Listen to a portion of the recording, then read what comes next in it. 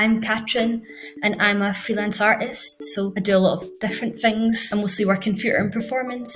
Being freelance means that I work for a lot of different companies or with different groups, and that I'm kind of my own boss, so I decide what kind of work I'm going to do. As a freelance artist, my day-to-day really varies depending on what kind of theatre show I might be working on. I created a show called An Alternative Helpline for the End of the World, which was based on the experience I had during the COVID pandemic, when all the theatres shut. I got a temporary job as a call handler. I was working on the coronavirus 19 helpline. The helpline uses an algorithm, which is just a series of questions saying yes or no, which the call handler will ask you, and it will come to an outcome.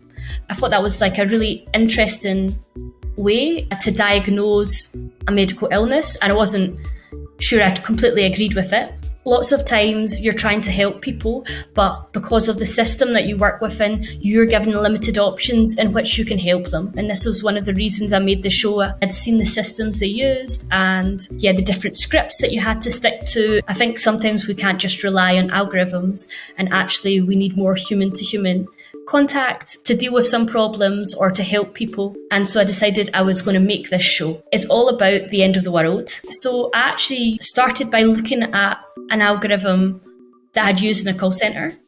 And I even went down to use a lot of the questions, use the same sort of language as that algorithm to make it as similar as possible. The real computer system that we used at the call centre was shared online for free. So we downloaded that system and we changed the questions, but we kept a lot of the same language and we created different branches. The performance was funded by the Tramway Beyond Walls programme. My work took place in the Pink Peacock, which is a cafe in the south side of Glasgow, and you could watch it through a window. So someone would book a ticket for the show and I would phone them up at that time and I would greet them as if I was someone from a call centre, ask them how their day is.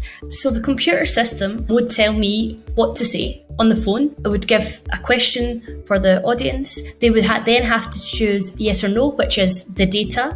I would input that and we would be led on to the next option, which I would then read out again. And in this way, the data sort of that the audience gave led to the outcome that they received through the algorithm. You know, some of the questions are quite deep. Yeah, like, do you feel that you can make a change, or are you doing enough? So a lot of the questions talk to people on a deeper level. I actually put the people on hold, in which I could do on the telephone system, like an old school song about the end of the world used to play. So they would be in hold for a while waiting for the outcome. And then I would be like, oh, okay, so I've found your outcome. So it made it clear that I wasn't giving them the outcome, that a system had also given the outcome. And then, so I'm just going to read that out to you right now. One outcome was just the lyrics of I Will Survive.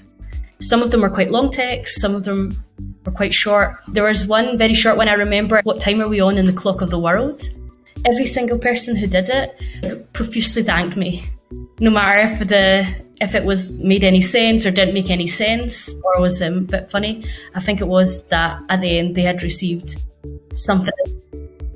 Something that I feel that companies should consider is how long that they hold that personal data for. I believe they should only be allowed to hold it for quite a short time, because people, and especially teenagers and young people, change all the time and they grow very fast. They change their opinions, their likes, their dislikes, and I don't feel that we should have to be fixed as one person. I think that it's okay to use medical data in some situations, maybe where it's an emergency and you're just working out how fast to send out the ambulance. However, if you're looking for a diagnosis of an illness, it can be really difficult to use an algorithm, because an algorithm can include any extra symptoms that aren't part of the algorithm. There's so many medical conditions that there's no algorithm at the moment big enough to diagnose everyone. And that's why I think we need a medical professional there to diagnose what's going on. So I work around the world, but originally I studied in Scotland. When I went to university, I studied film, theatre and television. When I was at school, my favourite subject was English.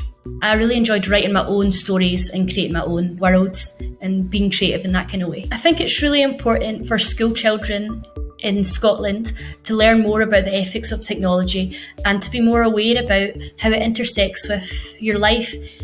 After school, it's really, really likely that you end up using technology, maybe in your work or in your study or just in your day-to-day life. So it's really good to be aware when you're using a new form of technology, what is ethical and what is not ethical, what's right, what's wrong. It's really important to understand what's going on and to decide what is fair or unfair so that we can make a stand so that things can change.